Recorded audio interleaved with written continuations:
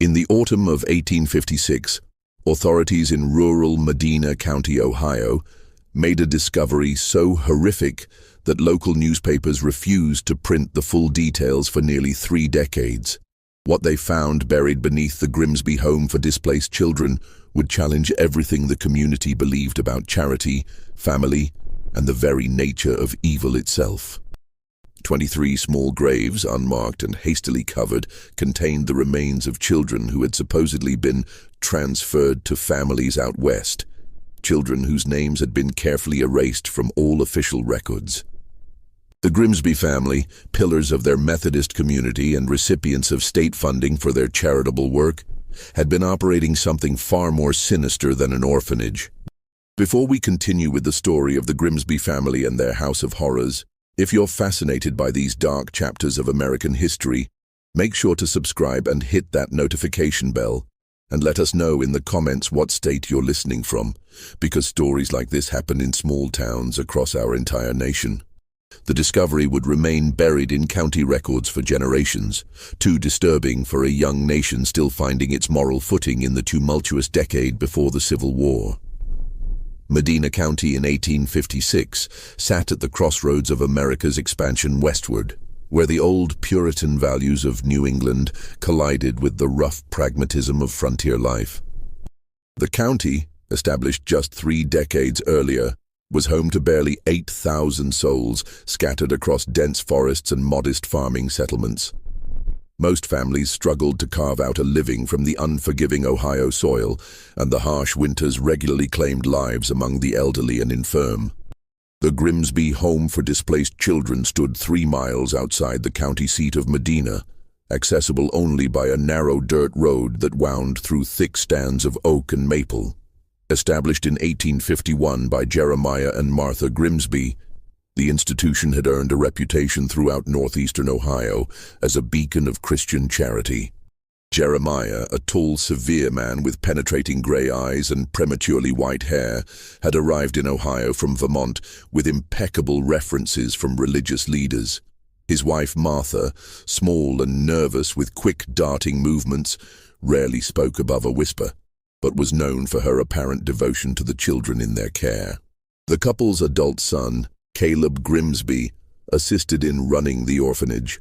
At 28, Caleb possessed his father's imposing height, but with a disturbing intensity that made even longtime neighbors uncomfortable. His pale blue eyes seemed to catalog every movement, every expression, every weakness in those around him. Unlike his parents, who maintained the facade of pious respectability, Caleb made no effort to hide his contempt for what he called the weak and the unwanted. The Grimsby operation appeared exemplary from the outside. State inspectors who visited annually consistently praised the family's dedication to caring for Ohio's most vulnerable children. The Grimsbys received regular funding from both state coffers and private Methodist donors, money that supposedly went toward food, clothing, education, and medical care for the 30 to 40 children housed there at any given time. What made the Grimsby home unique was their specialty in difficult placements. Children who had proven troublesome in other institutions, those with physical deformities, or those whose traumatic backgrounds had left them withdrawn and suspicious of adults. Other orphanages gladly transferred their most challenging cases to the Grimsbys, praising their patience and apparent success in rehabilitating damaged children.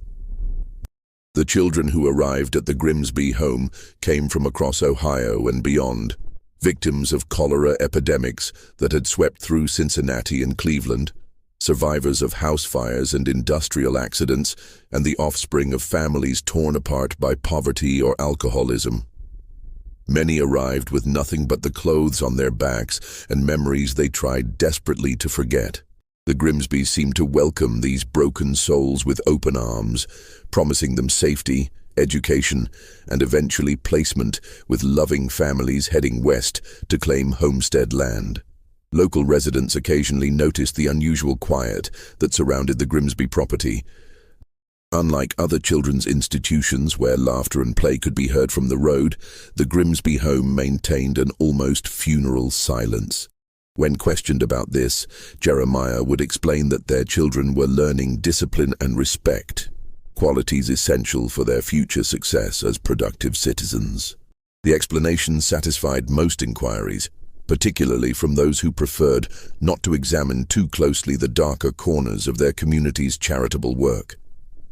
The first crack in the Grimsby facade appeared in late September 1856, when a traveling photographer named Edmund Hartwell arrived in Medina County to document the region's institutions for a survey commissioned by the Ohio Department of Public Welfare.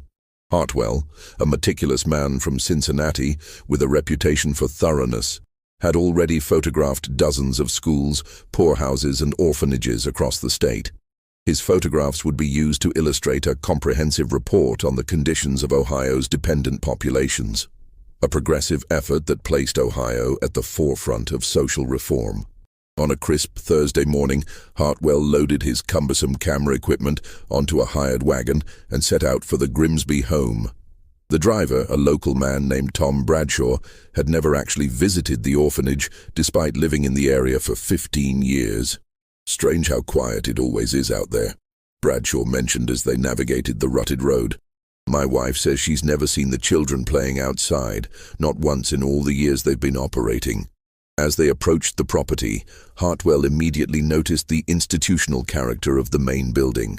A large, three-story structure painted an uninviting grey, with small windows that seemed designed more for containment than illumination. A smaller building, presumably for staff quarters, sat behind the main house connected by a covered walkway. The grounds themselves were eerily maintained, not a single toy, swing, or evidence of children's activities visible anywhere. Jeremiah Grimsby met them at the front door, his tall frame filling the doorway as he examined Hartwell's credentials with obvious displeasure. "We weren't expecting any official visits," he said, his voice carrying the flat authority of a man unaccustomed to having his routine disrupted. "Our children are currently engaged in their lessons, and I prefer not to disturb their education for unnecessary photographs." Hartwell, experienced in dealing with reluctant administrators, produced his official letter of authorization from the state capitol. "I assure you, Mr. Grimsby, this is entirely routine. I simply need to document your facilities and perhaps photograph a few children at their studies. Nothing disruptive."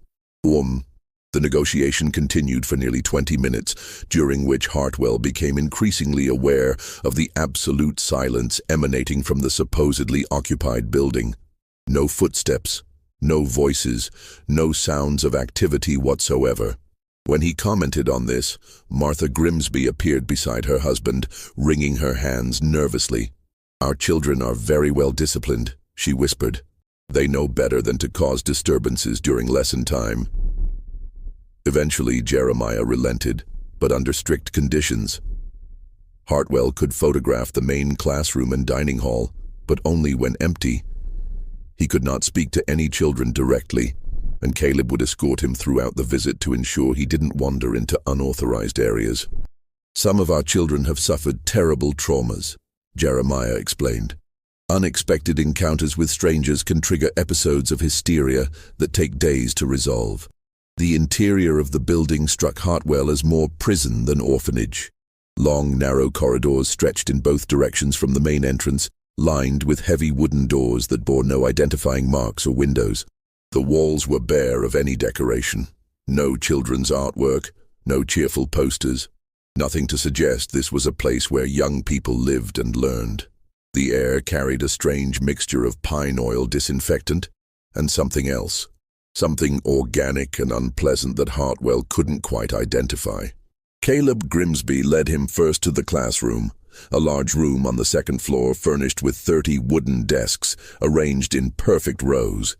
Each desk was identical, equipped with a slate and chalk, and positioned to face a simple wooden podium at the front. "Where are the children's personal belongings?" Hartwell asked, noticing the complete absence of books, papers, or any evidence of individual students. "We maintain strict organization," Caleb replied, his pale eyes never leaving Hartwell's face. "Personal possessions lead to theft and fighting. Everything they need is provided when they need it." As Hartwell set up his camera equipment, he became aware of faint sounds from somewhere deeper in the building. Not the cheerful noises of children at play, but something more disturbing. Soft moaning, occasional coughing, and what sounded like quiet sobbing. When he mentioned these sounds, Caleb's expression hardened. "Some of our residents are currently unwell," he said tersely. "We maintain a small infirmary for those requiring medical attention." The dining hall on the first floor proved equally unsettling. Long wooden tables with attached benches could accommodate perhaps 40 people, but the room felt more like a military mess hall than a place where children took their meals. The serving area consisted of a simple counter with large pots and ladles. No evidence of varied meals or consideration for individual preferences. Most disturbing to Hartwell was the complete absence of any mess or ware that would indicate regular use by dozens of children. As he prepared to photograph the dining hall, Hartwell made a discovery that would haunt him for the rest of his life. While adjusting his camera angle, he dropped a lens cap that rolled under one of the long tables.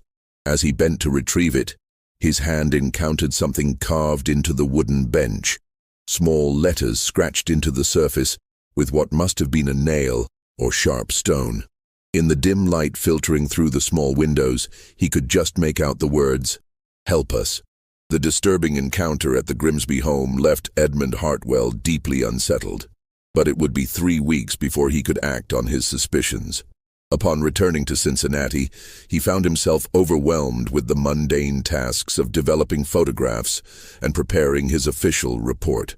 Yet the memory of that carved plea for help, the unnatural silence of the institution, and the family's obvious attempts to conceal something gnawed at his conscience. Hartwell's first attempt to investigate came through his professional connections. He contacted colleagues who had photographed other Ohio orphanages, asking specifically about their experiences and what they considered normal operations. Without exception, every photographer reported busy, noisy institutions where children's voices could be heard throughout their visits, where evidence of play and learning was abundant, and where administrators were eager to showcase their success stories. Growing more concerned, Hartwell reached out to the Ohio Department of Public Welfare, specifically to a clerk named Samuel Hutchins, who handled orphanage inspections. Their conversation, conducted over lunch in a downtown Cincinnati tavern, revealed troubling gaps in the official oversight of the Grimsby operation. "The thing about the Grimsby home," Hutchins explained, stirring his coffee thoughtfully, "is that they never seem to have problems. No diseases outbreaks, no disciplinary issues, no requests for additional funding or support. In 15 years of handling these institutions, I've never encountered one that runs so smoothly." When Hartwell pressed for details about the annual inspections, Hutchins' expression grew uncomfortable. "Well, that's just it. The inspections are always perfect. Too perfect, if you ask me. Every child accounted for, all records meticulously maintained, facilities spotless. But," he paused, looking around the tavern as if checking for eavesdroppers, "I've never actually seen the same child twice during my visits. And when I ask about specific children from previous years, there's always an explanation. Transferred to families out west, sent to relatives, that sort of thing."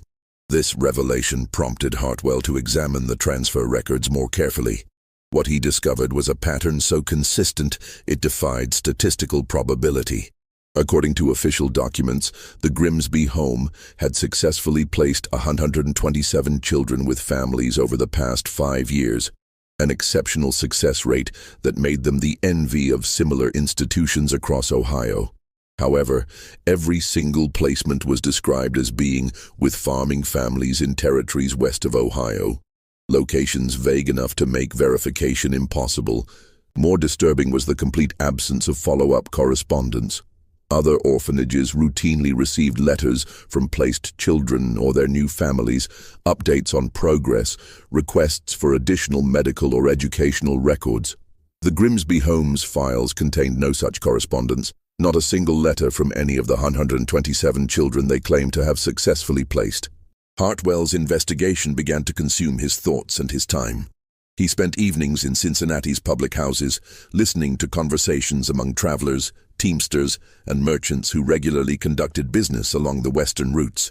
His casual inquiries about families adopting orphaned children from Ohio institutions yielded disturbing results. Several men claimed to have transported children westward from other orphanages, but none could recall any dealings with the Grimsby operation. The breakthrough came from an unexpected source. While examining his photographs in his darkroom, Hartwell noticed something he had missed during his visit. In the background of one image of the dining hall, barely visible in the shadows near a window, was a small face, a child's face pressed against the glass, eyes wide with what appeared to be terror. The image was grainy and indistinct, but unmistakably human and unmistakably desperate. This discovery prompted Hartwell to return to Medina County. But this time, he approached his investigation differently. Instead of confronting the Grimsbys directly, he spent time in the county seat, carefully questioning long-time residents about their knowledge of the orphanage and its operations. What he learned painted a disturbing picture of community willful ignorance. Sarah Kellerman, who ran the general store and had lived in the area since 1840, admitted that she had always found the Grimsby operation peculiar. She explained that while other institutions regularly sent representatives to town for supplies, mail, and social interaction, the Grimsbys conducted all their business through intermediaries or by traveling to distant towns. They never buy children's clothing or toys, she confided to Hartwell during a quiet moment in her store. When they do purchase supplies, it's always adult portions of food, cleaning supplies, and... She hesitated, glancing toward the door. They buy a lot of lime, more lime than any farming operation would need. Always ask for it to be delivered directly to their property, never pick it up themselves. Dr. Marcus Tilton, the county's physician, provided another piece of the puzzle. Despite being the only doctor within 20 miles of the Grimsby home, he had never been called to treat any of their children. In 10 years of practice in this county, I've treated injuries and illnesses at every farm, school, and institution in the area, he told Hartwell, except that orphanage. According to the Grimsbys, their children are blessed with perfect health. Not one case of influenza, broken bones, childhood diseases, nothing. It's medically impossible. The weight of mounting evidence compelled Hartwell to take more direct action. In mid-November 1856, he decided to conduct a covert observation of the Grimsby property, hoping to document evidence of the children's presence and activities. He positioned himself in a grove of trees approximately 200 yards from the main building, armed with a pair of field glasses borrowed from a Union Army contact. What he observed over 3 days of intermittent surveillance shattered any remaining hope that the Grimsby operation was legitimate. The property exhibited none of the normal rhythms of an institution housing dozens of children. No laundry hanging on lines, despite the presence of 30 or more residents.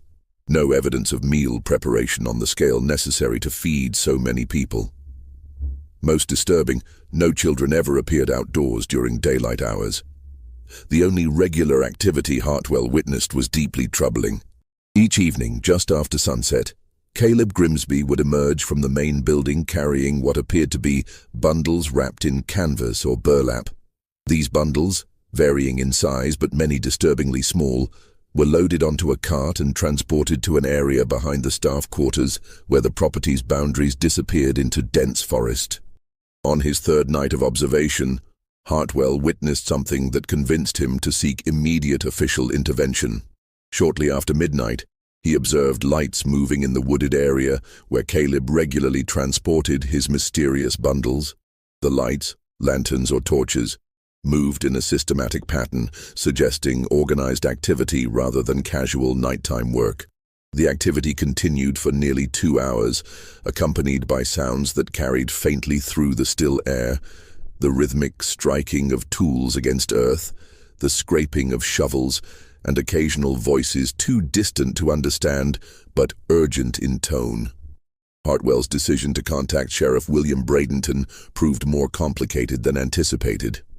Bradenton, a political appointee more comfortable with tax collection disputes than criminal investigation, initially dismissed Hartwell's concerns as the overactive imagination of a city man unfamiliar with rural ways.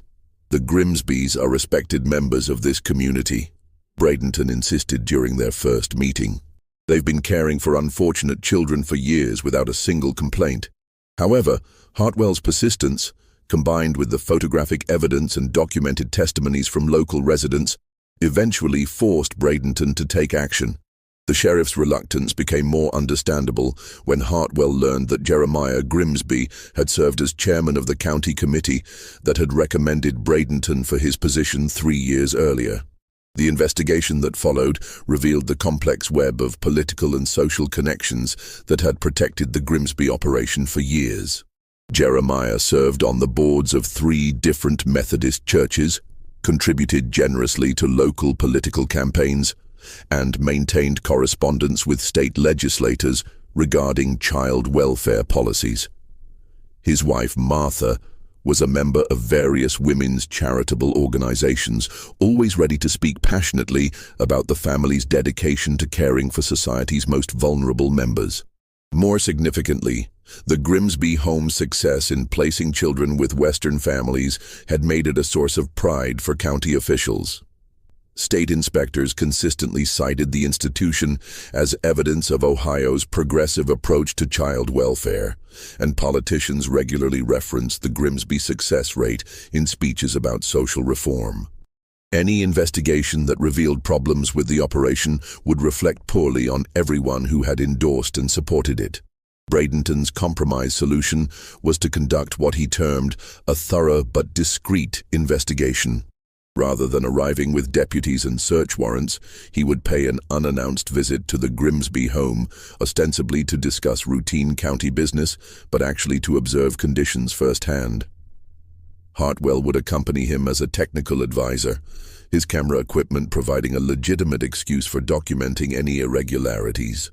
The visit, conducted on a grey December morning when snow threatened from heavy clouds, immediately confirmed Hartwell's worst suspicions. The Grimsby family's reaction to their unexpected arrival was one of barely controlled panic. Jeremiah, usually composed and authoritative, stammered through explanations for why the building seemed so empty and quiet. Martha disappeared entirely after initial greetings, claiming urgent kitchen duties that couldn't be delayed. Most telling was Caleb's behavior. The younger Grimsby, typically intense but controlled, appeared on the verge of physical violence throughout the visit. His hands trembled noticeably as he led them through the same areas Hartwell had photographed months earlier, and his responses to casual questions became increasingly erratic and aggressive. When Sheriff Bradenton commented on the unusual quiet in a building supposedly housing dozens of children, Caleb's explanation was both detailed and obviously rehearsed. The children were observing a day of silent reflection as part of their moral education, a practice derived from Quaker traditions of contemplative worship. Sheriff Bradenton's growing suspicions led him to make an unprecedented demand. He insisted on seeing the children, regardless of their supposed silent reflection requirements. The request triggered a family conference between the 3 Grimsbys, conducted in urgent whispers near the main staircase, while Bradenton and Hartwell waited in the front parlor. What followed was a carefully choreographed presentation that raised more questions than it answered. The Grimsbys led their visitors to a large room on the 2nd floor, where approximately 20 children sat in perfect silence at individual desks. The children, ranging in age from perhaps 6 to 15, maintained unnatural stillness and avoided eye contact with the visitors. When Bradenton attempted to speak directly to several of them, asking simple questions about their names and how long they had lived at the orphanage, the responses came in barely audible whispers and seemed coached rather than spontaneous. Hartwell noticed several disturbing details during this encounter. Many of the children showed signs of poor health, hollow cheeks, pale complexions, and a general listlessness that suggested malnutrition.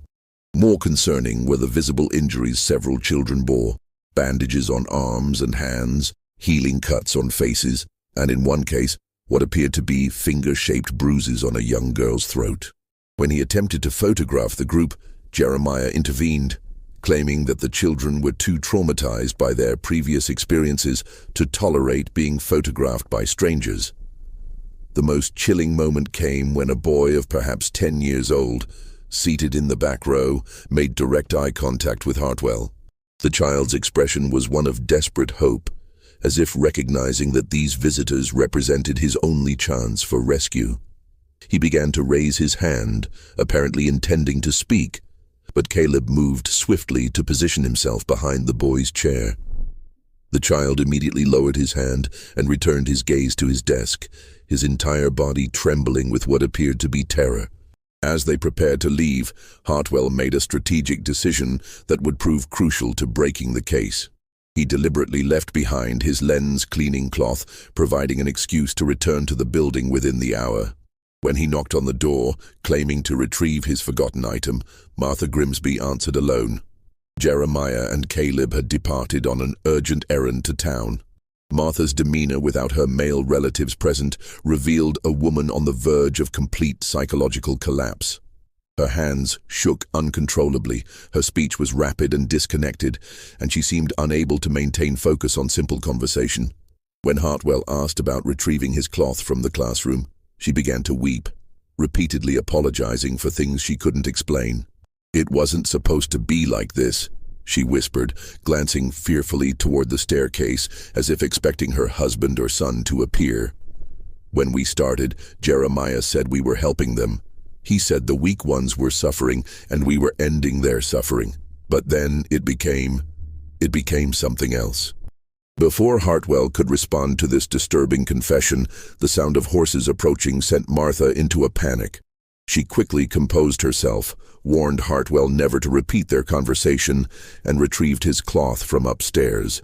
By the time Jeremiah and Caleb returned, Martha had returned to her typical withdrawn silence, and Hartwell had departed with information that would reshape the entire investigation.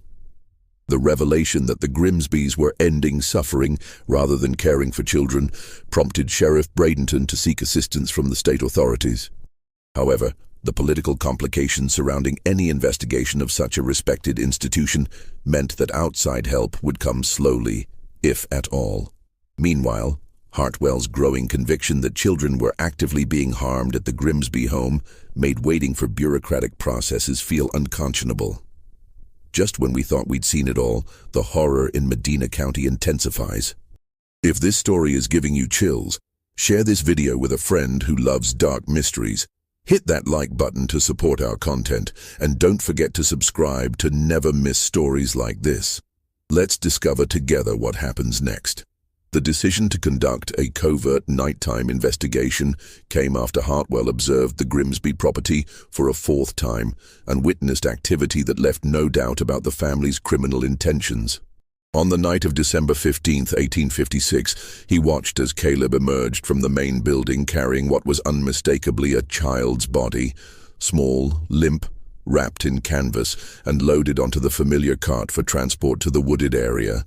Sheriff Bradenton's raid on the Grimsby home for displaced children began before dawn on December 18, 1856. Armed with hastily obtained warrants and accompanied by 3 deputies borrowed from neighboring counties, Bradenton approached the property as morning fog lifted from the frozen ground. The raid's timing was strategic, early enough to prevent the destruction of evidence, but late enough to avoid the political complications that might arise from a nighttime assault on such a prominent family. Deputy Marshal Thomas Connolly, on loan from Cuyahoga County, had participated in numerous arrests, but later described the approach to the Grimsby property as uniquely unsettling. The usual sounds of morning activity, roosters crowing, livestock stirring, smoke rising from chimneys, were entirely absent from the orphanage grounds. Even the winter birds seemed to avoid the area, creating an unnatural silence that made every footstep of their horses sound amplified in the crisp air. As they dismounted near the main building, Edmund Hartwell noticed fresh wagon tracks leading from the main house toward the wooded area behind the property. The tracks were deep, suggesting heavy loads, and appeared to have been made within the past few hours. More disturbing were the dark stains in the snow along the track, stains that Dr. Tilton would later identify as human blood. The Grimsby's reaction to the arrival of armed lawmen confirmed their guilt more effectively than any evidence could. Jeremiah, typically composed and authoritative, was observed through the front window frantically throwing papers into the parlor fireplace. When Deputy Connolly pounded on the front door, demanding entry in the name of Medina County law, the sounds of destruction continued for nearly 2 minutes before Jeremiah finally opened the door. His appearance shocked even Sheriff Bradenton, who had known the man for years. Jeremiah's usually immaculate clothing was disheveled and stained, his white hair wild and uncombed, and his hands visibly trembling as he clutched the door frame. Most disturbing were his eyes, typically cold and calculating, now darting frantically between the assembled lawmen as if seeking an escape route that didn't exist. "Gentlemen, this is highly irregular," Jeremiah attempted, his voice cracking with strain. "We are a respectable institution, endorsed by the state itself.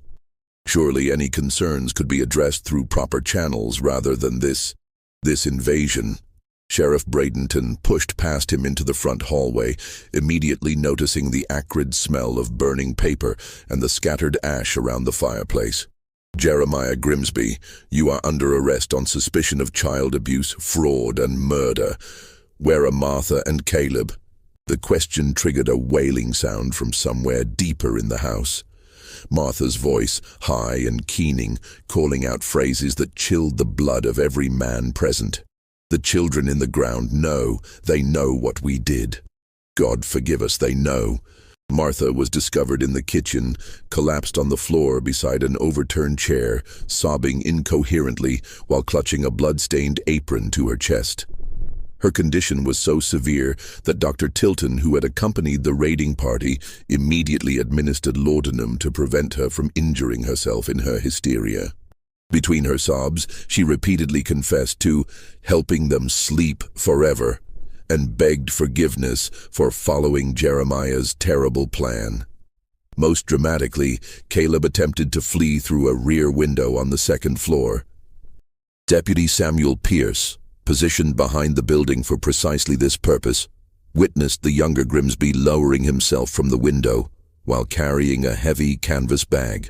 When Pierce called for him to halt, Caleb dropped to the ground and ran toward the tree line, only to be tackled after a brief chase that ended in a frozen creek bed. The canvas bag Caleb had attempted to save contained what would become the most damning evidence in the case: detailed records of the family's activities over the past 5 years, including maps of the burial sites, inventories of personal effects taken from murdered children, and most horrifying, a ledger documenting the sale of children's belongings to unsuspecting merchants in distant towns. The search of the main building began with Sheriff Bradenton and Deputy Connolly examining the first floor, while Hartwell documented everything with his camera equipment. The front parlor, normally maintained in pristine condition for receiving visitors, showed clear signs of recent panic. Partially burned documents littered the fireplace, including fragments of official correspondence with state authorities and what appeared to be financial records detailing payments received for individual children. Among the salvaged papers was a partially destroyed letter from the Ohio Department of Public Welfare, dated 6 months earlier, praising the Grimsby home's exceptional success rate in child placement and recommending increased state funding. The bitter irony of this official endorsement, discovered while searching for evidence of mass murder, would later become a symbol of the system's catastrophic failure to protect vulnerable children. The dining hall yielded evidence of the systematic deception that had fooled inspectors for years. Hidden beneath the main serving counter, deputies discovered sets of plates, cups, and utensils that could be quickly arranged to suggest meals for dozens of children. However, the items showed little wear and no evidence of regular use. More telling were the food stores in the adjacent pantry, enough to feed perhaps 8 people for a month, nowhere near sufficient for the 30 or more children supposedly housed at the institution. Dr. Tilton's examination of the kitchen area revealed additional evidence of the Grimsby's deception. The cooking facilities, while adequate for preparing inspectors' meals or feeding a small family, lacked the capacity to provide regular nutrition for dozens of growing children. The absence of large-scale food preparation equipment, multiple cooking services, or storage for bulk ingredients contradicted every aspect of the orphanage's claimed operations. The second-floor search uncovered the staging area used to create the illusion of a functioning educational institution. The classroom where they had observed 20 children during their previous visit was revealed as an elaborate theatrical set. The desks, while arranged to suggest regular use, contained no personal belongings, completed schoolwork, or evidence of individual students. More disturbing, examination of the desks revealed that many were secured to the floor, presumably to prevent disruption during hastily arranged inspections. Hidden in a storage closet adjacent to the classroom, deputies discovered costumes and props used to create the illusion of a larger student population. Multiple sets of children's clothing in various sizes could be quickly distributed to create the appearance of different children during different inspections. Wigs, makeup, and even simple disguises suggested that the same core group of children had been used repeatedly to portray different students for visiting officials. The discovery of the basement entrance, concealed behind a false wall in the kitchen pantry, marked the moment when suspicion transformed into confirmed horror. Deputy Pierce later described the overwhelming stench that rose from the basement when they first opened the concealed door. A mixture of human waste, unwashed bodies, infection, and something else that defied description, but spoke of suffering beyond imagination. The basement itself was a monument to systematic cruelty. 20 children, ranging in age from 7 to 16, were discovered locked in a space originally designed as a root cellar. The area, perhaps 20 feet by 15 feet, lacked any source of heating, ventilation, or natural light. A single bucket in one corner served as the only sanitary facility for all 20 children, while another bucket contained water so foul that Dr. Tilton later declared it unfit for animals. The children's condition horrified even the experienced deputies. Most were too weak to stand without assistance, their bodies showing clear evidence of prolonged malnutrition. Their clothing, what little remained, was in tatters, providing no protection against the basement's perpetual dampness and cold.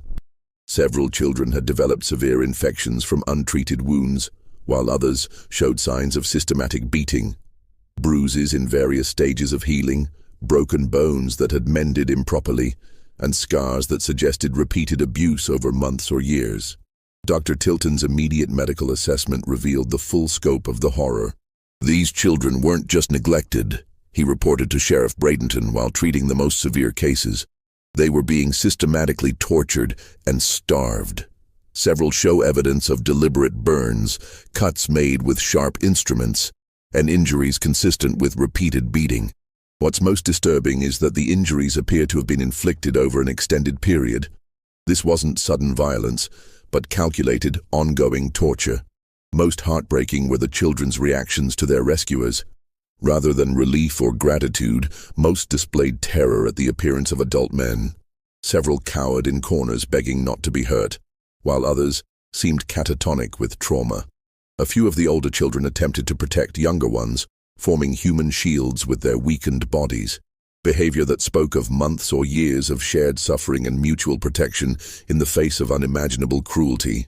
Among the rescued children was the boy who had made eye contact with Hartwell during their previous visit. The child whose attempted plea for help had been silenced by Caleb's threatening presence. Now barely conscious and weighing perhaps half what he should for his age, the boy managed to whisper a few words that provided crucial insight into the Grimsby's methods. They pick who dies next. They make us watch. The basement also contained evidence of the Grimsby's systematic record-keeping that would prove crucial during their trial. Hidden beneath loose floorboards were journals and ledgers documenting not just the arrival and disposal of children, but detailed observations of their behavior, health, and what Jeremiah termed their suitability for continued existence. The journals revealed that the operation had begun as what appeared to be legitimate childcare. Early entries from 1851 described genuine efforts to place children with adoptive families, complete with correspondence and follow-up visits. Jeremiah's handwriting from this period showed pride in successful placements and concern for children's welfare. However, beginning in late 1852, the tone and content of the records changed dramatically. The transformation appeared to coincide with financial difficulties and mounting pressure to house more children than the facility could properly accommodate.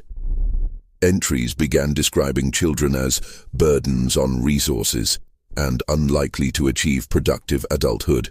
By 1853, the journals made explicit reference to what Jeremiah termed practical solutions to the problem of defective specimens consuming resources better allocated to the deserving. Most chilling were the detailed criteria developed by the family for determining which children would live and which would die. The records revealed a systematic process of evaluation based on physical appearance, intelligence assessments, compliance with authority, and what Caleb termed moral potential. Children who scored poorly on these arbitrary measures were gradually reduced in rations, denied medical care, and eventually selected for elimination. The journals documented 127 children who had passed through the Grimsby home over its 5-year operation. Of these, only the 20 discovered in the basement remained alive. The fate of the other 107 was recorded with scientific precision. Dates of death, methods used, and locations of burial, all documented with the clinical detachment of a livestock inventory. Caleb's personal notebooks, discovered in his attempt to flee, provided the most disturbing insights into the psychology behind the murders. His writings revealed a young man convinced that he possessed special abilities to identify genetic and moral defects in children. He described his killings not as murder, but as selective breeding for social improvement and mercy for those incapable of productive existence. The discovery of the burial ground behind the staff quarters provided the physical evidence that transformed the investigation from suspected abuse to confirmed mass murder. The excavation, conducted over 3 days under Dr. Tilton's supervision, revealed 23 graves hastily dug and covered with lime to accelerate decomposition. The systematic nature of the burial site, graves arranged in neat rows, each marked with a simple wooden stake bearing a number, demonstrated that the killings had been planned and organized rather than impulsive acts of violence. The bodies showed evidence of prolonged abuse before death, with many displaying healed fractures, malnutrition, and signs of systematic torture. Several of the smallest children appeared to have died from starvation and exposure rather than direct violence, while others showed evidence of more active killing, strangulation, blunt force trauma, and in 2 cases, apparent poisoning. Edmund Hartwell's documentation of the excavation created some of the first forensic photographs used in an American criminal trial.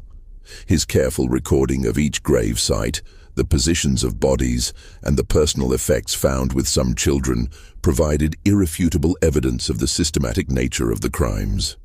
The photographs captured not only the graves themselves, but also the small treasures buried with some children, handmade toys, letters never sent to relatives, and scraps of fabric that represented their only connections to lives before the Grimsby home. Among the most heartbreaking discoveries were attempts by the children to maintain records of their fellow victims. Hidden in the basement, carved into wooden support beams and scratched into the stone walls, were names and dates, a memorial created by the survivors to ensure their murdered friends would not be forgotten. These markings provided crucial evidence for identifying victims and establishing timelines for the killings. The interrogation of the captured Grimsby family members revealed the full scope of their crimes and the psychology that enabled such systematic cruelty. Jeremiah, faced with overwhelming evidence, initially attempted to maintain his innocence before gradually shifting to justification of his actions. His final confession, delivered over several days of questioning, portrayed the murders as a form of social service designed to prevent suffering and improve society by eliminating defective specimens. His rationalization drew from contemporary theories about heredity and social improvement that were gaining popularity among certain intellectual circles. Jeremiah claimed to have studied the writings of European theorists who advocated selective breeding and elimination of the unfit as methods for improving human society. He argued that the children they had killed were mercy cases who would have lived lives of suffering and dependence, consuming resources better used for healthy, productive citizens. Martha's confession, given between fits of hysteria and religious mania, provided the most disturbing insights into the family's transformation from caregivers to killers. She described how Jeremiah's initial frustration with difficult children had gradually evolved into a philosophical conviction that society had a duty to eliminate those who could not contribute to the common good. Her testimony revealed that she had initially resisted the killings, but was gradually convinced by her husband's arguments and her son's apparent certainty about his ability to identify defective children. Most disturbing was Martha's description of the killing process itself. Rather than quick executions, the Grimsbys had developed a systematic method of gradual elimination that allowed them to maintain plausible explanations for children's deaths. Selected children would be isolated from the others, given reduced rations, denied medical care for injuries or illnesses, and subjected to increasing abuse until they died from a combination of malnutrition, disease, and trauma. Caleb's interrogation proved the most challenging for investigators, as he never showed remorse for his actions or acknowledged that his behavior was criminal. His responses to questions revealed a young man completely convinced of his own righteousness and frustrated that others couldn't understand the necessity of his work. He described the killings as scientific selection and expressed regret only that he hadn't been able to operate on a larger scale. His detailed descriptions of how he evaluated children for elimination revealed a systematic process based on physical appearance, behavioral observations, and arbitrary assessments of intelligence and moral character. Children who were physically disabled, mentally slow, rebellious against authority, or simply unattractive by his standards were marked for death. He kept detailed notes on each child's defects and used this information to convince his parents that elimination was not only justified but necessary for the good of society. Most chilling was Caleb's matter-of-fact description of the psychological torture he inflicted on selected children before killing them. He would isolate his chosen victims, tell them explicitly that they were going to die because they were worthless, and force them to watch as he killed other children. This process, he explained, served both to break down their resistance and to provide entertainment during the long winter months when outdoor work was impossible. The revelation that some killings had been conducted as public spectacles for the surviving children added another dimension of horror to the case. According to testimony from rescued children, Caleb would sometimes gather the entire group to witness executions, using the deaths as both entertainment and as warnings about the consequences of disobedience. The surviving children's descriptions of these forced viewings provided some of the most damaging testimony against the family during their trial. The trial of the Grimsby family began on March 15, 1857, in the Medina County Courthouse, and quickly became the most sensational criminal proceeding in Ohio's history to that point. The case attracted attention from newspapers across the Midwest and Northeast, with reporters traveling from as far as New York and Boston to cover what many described as the most horrific crimes ever prosecuted in American courts. Judge Harrison Wickham, specially appointed to handle the case due to its complexity and notoriety, faced the challenge of conducting a fair trial while managing unprecedented public interest and outrage. The courthouse, designed to accommodate perhaps 50 spectators, was overwhelmed by crowds numbering in the hundreds who gathered daily, hoping to witness the proceedings. Special arrangements had to be made to house visiting reporters and provide security for the defendants, who required protection from lynch mobs that gathered outside the courthouse each morning.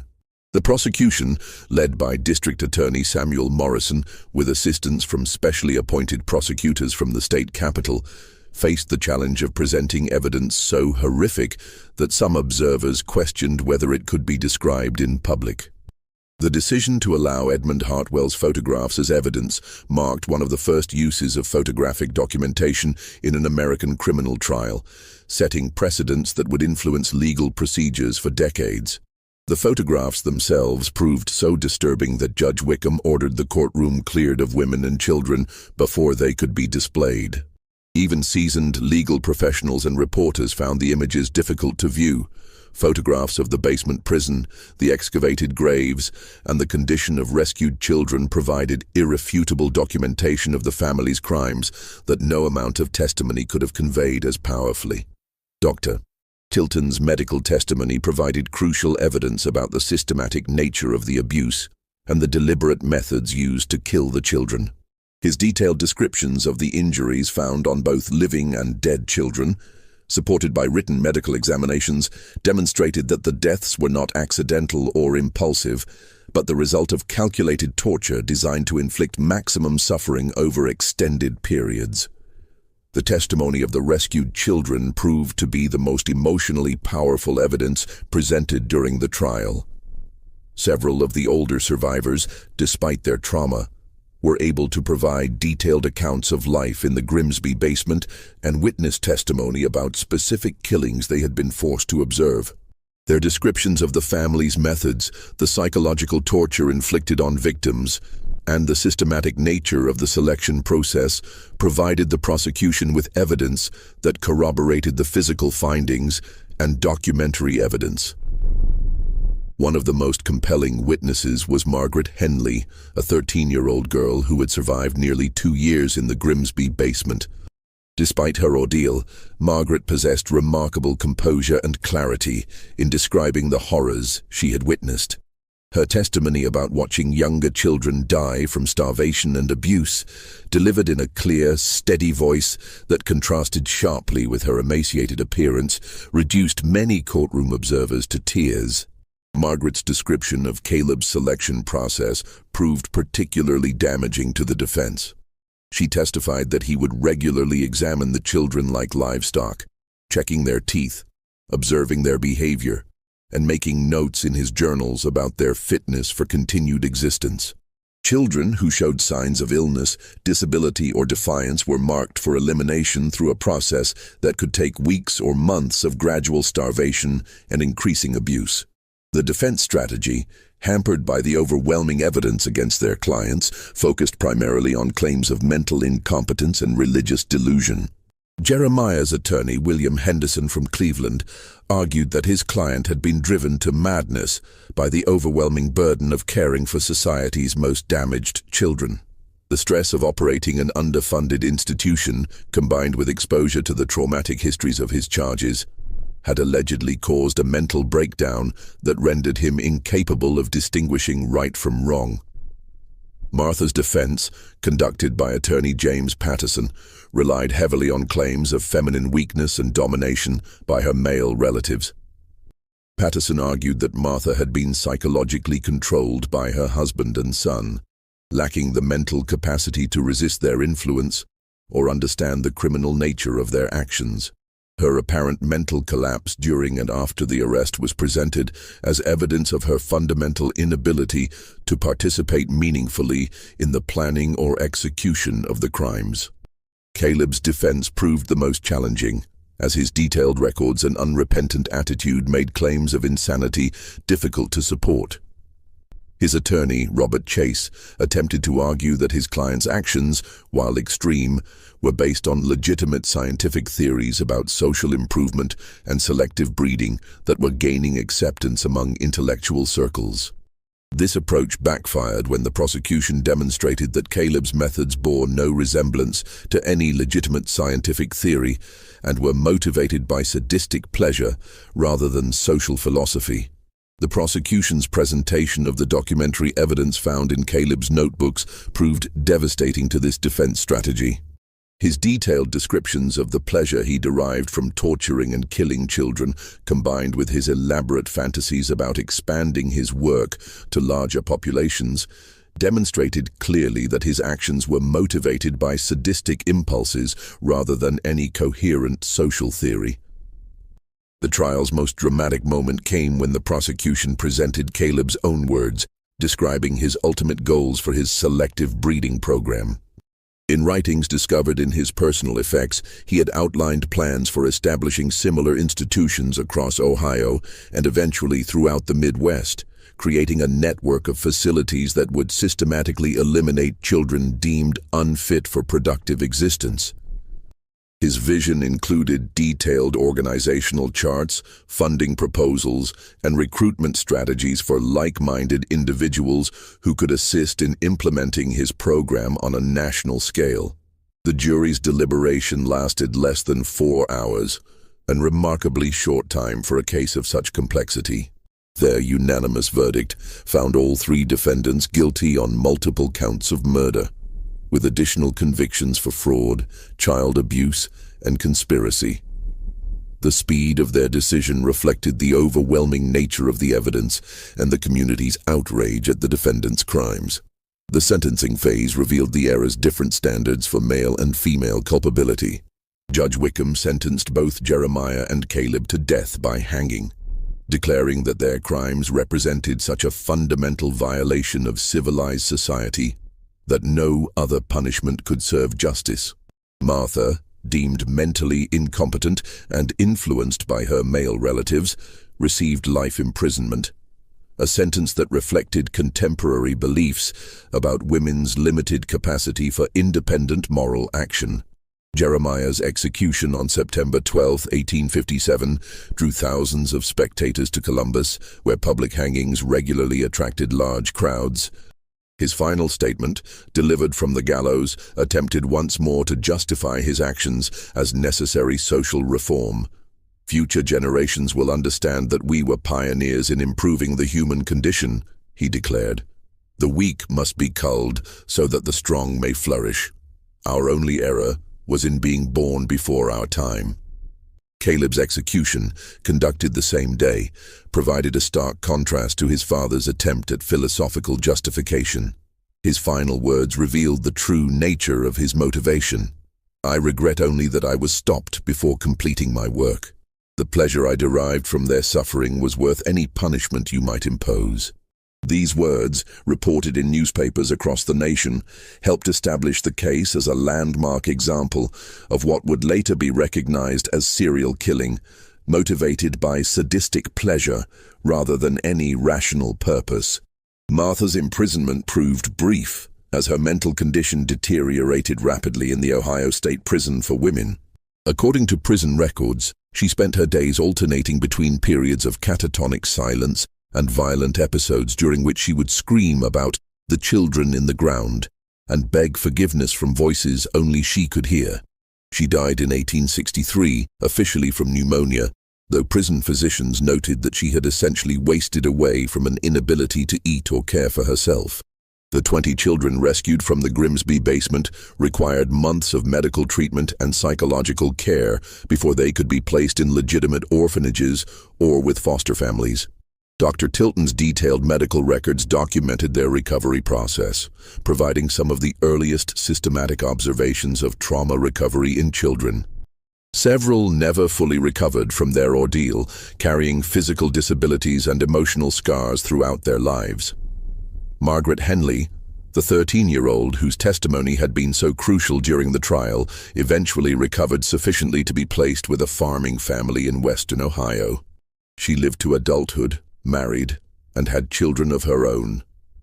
But according to family records, she never spoke about her experience at the Grimsby home after the trial concluded. Her descendants, interviewed decades later, described her as a loving but intensely protective mother who never allowed her children to be alone with adults outside the immediate family. The investigation's aftermath revealed troubling gaps in Ohio's oversight of charitable institutions that extended far beyond the Grimsby case. A comprehensive review ordered by the state legislature discovered that dozens of similar institutions operated with minimal oversight, relying primarily on self-reporting and infrequent inspections conducted with advance notice. The Grimsby case had demonstrated how easily such a system could be manipulated by criminals willing to invest effort in maintaining appearances. The reforms implemented in response to the case established new requirements for surprise inspections, mandatory reporting of child deaths and transfers, and verification of claimed placements with adoptive families. Most significantly, the new regulations required institutions to maintain detailed medical records for each child and to report immediately any child who died or was transferred to other care arrangements. Edmund Hartwell's role in exposing the crimes earned him recognition as a pioneer in forensic photography, but the experience took a severe personal toll. His detailed documentation of the excavation, the basement prison, and the condition of the rescued children provided crucial evidence for the prosecution, but the images he captured haunted him for the rest of his life. In later interviews, he described the case as both his greatest professional achievement and his most traumatic personal experience. The photographic techniques Hartwell developed during the investigation established precedents for crime scene documentation that influenced police procedures throughout the Midwest. His systematic approach to recording evidence, measuring crime scenes, and creating comprehensive visual records became a model for other photographers working with law enforcement agencies. However, the psychological impact of documenting such extreme cruelty led him to abandon forensic work entirely, returning to his original specialty of architectural and landscape photography. The Grimsby home property itself became a lasting reminder of the crimes committed there. The county seized the buildings and land as part of the criminal proceedings, but disposing of the property proved complicated. Local residents refused to purchase land associated with such horrific crimes, and the buildings were eventually demolished in 1858 rather than allowed to stand as monuments to the family's evil. Even after demolition, the site remained disturbing to local residents. The burial ground, despite the removal of bodies to a proper cemetery, was avoided by hunters and travelers who reported an overwhelming sense of unease when passing through the area. Local folklore developed around the property, with stories of strange sounds and unexplained phenomena, though these tales reflected community trauma rather than any supernatural occurrences. The graves of the murdered children were relocated to Woodland Cemetery in Medina, where they were marked with simple stones bearing only numbers rather than names. The decision to use numbers reflected the sad reality that many of the children's original identities had been systematically erased by their killers. Jeremiah's record-keeping, while thorough in documenting the crimes, had deliberately obscured the victims' backgrounds to make their disappearances less likely to be noticed. Community efforts to identify the murdered children continued for years after the trial, as families from across Ohio and neighboring states came forward with information about missing children who might have been victims of the Grimsby operation. Some identifications were successful, allowing proper names to be added to grave markers, but many of the victims remained anonymous, a final victory for their killers' systematic dehumanization. The case files, including Hartwell's photographs, the family's journals, and transcripts of the trial proceedings, were sealed in county archives immediately after the executions. The decision to restrict access reflected community desire to move past the traumatic events, but it also prevented researchers from studying the case for potential insights into criminal psychology and institutional abuse. When the files were finally opened in 1925, they provided historians and criminologists with unprecedented documentation of 19th-century serial killing and institutional abuse. The detailed records left by the Grimsby family, combined with the systematic documentation of the investigation, offered unique insights into the psychology of family-based criminal enterprises and the social conditions that enabled such crimes to continue undetected. Modern analysis of the case has identified it as an early example of what criminologists now recognize as institutional serial killing. Crimes committed by individuals who use positions of authority over vulnerable populations to select and murder victims over extended periods. The Grimsby family's methods, motivations, and psychological profiles became important case studies in the development of criminal psychology and the understanding of how seemingly normal individuals can commit extraordinary evil. The broader implications of the Grimsby case extended beyond criminal justice to fundamental questions about society's responsibility for its most vulnerable members. The family's ability to operate undetected for 5 years, despite numerous warning signs and opportunities for intervention, highlighted systemic failures that extended far beyond individual criminal behavior. Most disturbing was the revelation that the Grimsby's crimes were enabled not by their isolation from the community, but by their successful integration into its social, religious, and political structures. Their respectability, charitable reputation, and apparent success in their mission had provided perfect cover for activities that violated every principle they claimed to represent. This paradox forced uncomfortable questions about the relationship between public virtue and private behavior that resonated far beyond the immediate case. The psychological profiles developed during the trial revealed patterns of behavior that would later be recognized as characteristic of family-based criminal enterprises. Jeremiah's role as the ideological leader who provided intellectual justification for the crimes, Martha's position as the reluctant enabler whose compliance made the operation possible, and Caleb's function as the primary executioner who derived personal satisfaction from the violence demonstrated how family dynamics could be corrupted to enable systematic evil. The case also illuminated the dangers of unchecked authority over dependent populations, particularly when combined with social isolation and inadequate oversight. The Grimsby family's crimes were made possible by their complete control over their victims, who had no means of communicating with the outside world or seeking help from authorities. This dynamic would later be recognized as a common element in institutional abuse cases, leading to reforms designed to ensure that vulnerable populations maintain some connection to independent advocates. The financial aspects of the case revealed another dimension of the family's criminality that extended beyond the murders themselves. Investigation of their records showed that they had systematically defrauded both state agencies and private donors by claiming to care for children they had actually killed.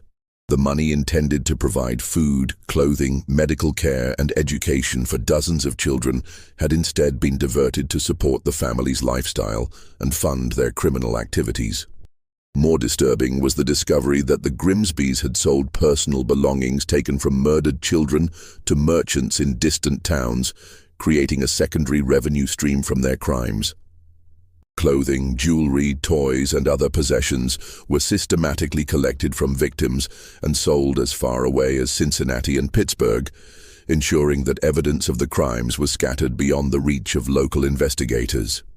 The legal precedents established by the case influenced criminal jurisprudence for decades, particularly regarding the use of photographic evidence and the prosecution of crimes committed within family units.